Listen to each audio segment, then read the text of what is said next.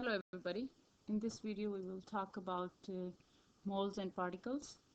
Mole is a unit. It's a counting unit. I'm sure you have heard of mole. Earlier on we have talked about moles, molar mass, um, mole in reference to grams, how convert grams and moles. But even at that time when we were talking about moles and mass, I mentioned that mole is a unit. It's a counting unit, just like dozen is a counting unit. One dozen equals 12, no matter what it is. It could be elephants, eggs, students, chairs, tables. When you say dozen, it means 12. So scientists needed a number that they could count atoms with. And since atom is so small, so dozen doesn't work. Even thousands of dozen is not enough amount that is workable. So they wanted to have a bigger unit. So there was a scientist, his name was Avogadro, and he gave us it's a relative number. He gave us this number to count atoms.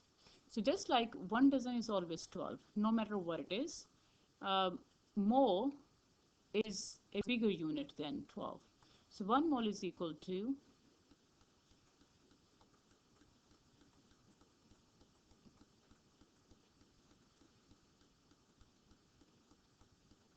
this many atoms. Okay, so I hope you understand why it is important to know scientific notation, because science deals with very small and very big numbers.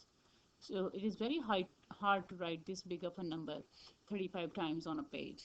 So we do scientific notation. So when there is no decimal point, the decimal point is at the end, and then you bring it back all the way where there is only one digit behind it or in front of it. So 1 mole is always equal to 6.02 times 10 to the 23 atoms. Now, it could be atoms, it could be molecules, it could be formula units, it could be elephants, it could be staplers, it could be whatever. So what are the scenarios that it will be atom? For example, if I have aluminum, or I have carbon, or I have phosphorus, it's only one element, so we will use atoms. But if it is water, which is more than one atoms, so it will be a molecule. Or diatomic elements, or any carbon compound, then it is a molecule which is more than one atoms. But when it is ionic compounds, okay, ionic compounds, we learned about ionic compounds in this unit, and ionic compounds means a combination of metal and non-metal. So when we have ionic compounds, we use formula units. But the number doesn't change. Okay, so no matter it's particles, atoms, molecules, or formula units, the number does not change. So let's see how can we convert. So this is our conversion factor. So let's see how can we convert from moles to atoms, molecules, or formula units back and forth. Okay. Um, so as it says, we call it Avogadro's number, and 1 mole is equal to this many particles, or this many particles equals to 1 mole. So let's do a couple examples here. We have example number 1, convert 2.34 moles of iron to atoms. So first of all, I need to see what is the conversion factor between moles and atoms. I know that 1 mole is equal to 6.02 times 10 to the 23 atoms. So I draw the big plus sign. My question, this whatever I am given goes here, 2.34 moles, and then I use my conversion factor, so I have to match the unit. So 1 mole goes here, and 6.02 times 10 to the 23 atoms is here. So of course moles get cancelled. You multiply the two numbers, and there goes is your answer. Let's see if the answer is somewhere here. Yep, there it is. So there is the answer. 1.41. Let me erase the whole thing and I will show you again. 1.41 times 10 to the 24. So one more time, you have your given 2.34 moles, and then 1 mole.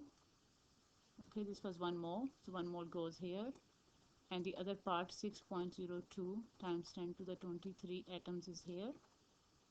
The moles get cancelled. You multiply the two numbers. When you multiply the two numbers, okay, you get 14.1 times 10 to the 23.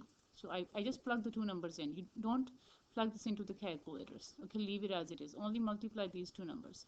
I have 3 significant digits here and 3 here. So my answer will be 3 significant digits. And then I put 10 to the 23rd with my answer. And now I move the decimal point 1 space to the left because this is the right way of doing scientific notation. So it becomes 1.41 times 10 to the 24 atoms. So let's do this next example.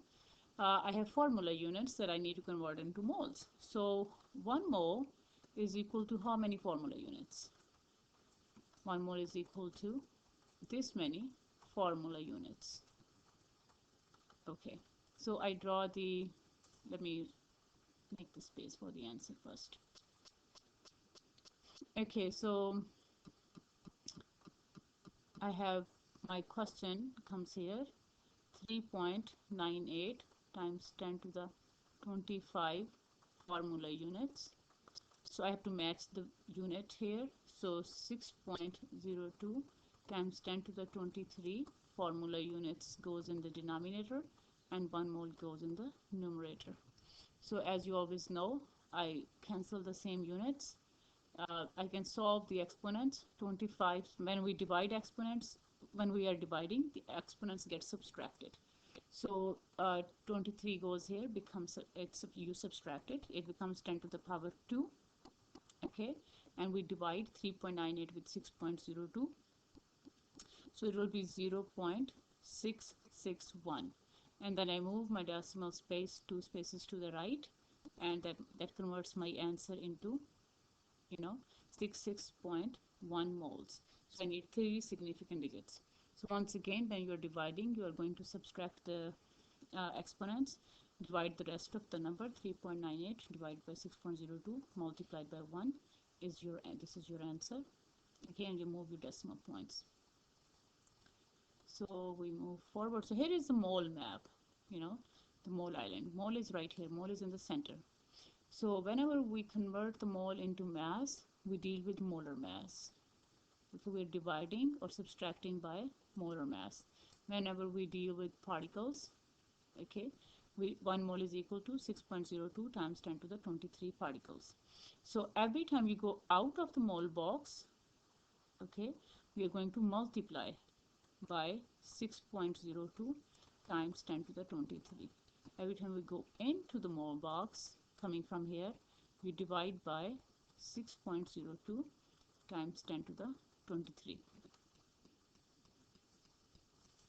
Okay, so you can memorize it. So this is it. That's all about moles and particles, and these are the answers to your practice questions. You have to go ahead and complete all the practice questions that we will do in the class. Your homework was only to take notes on moles and particles. All right, see you in class.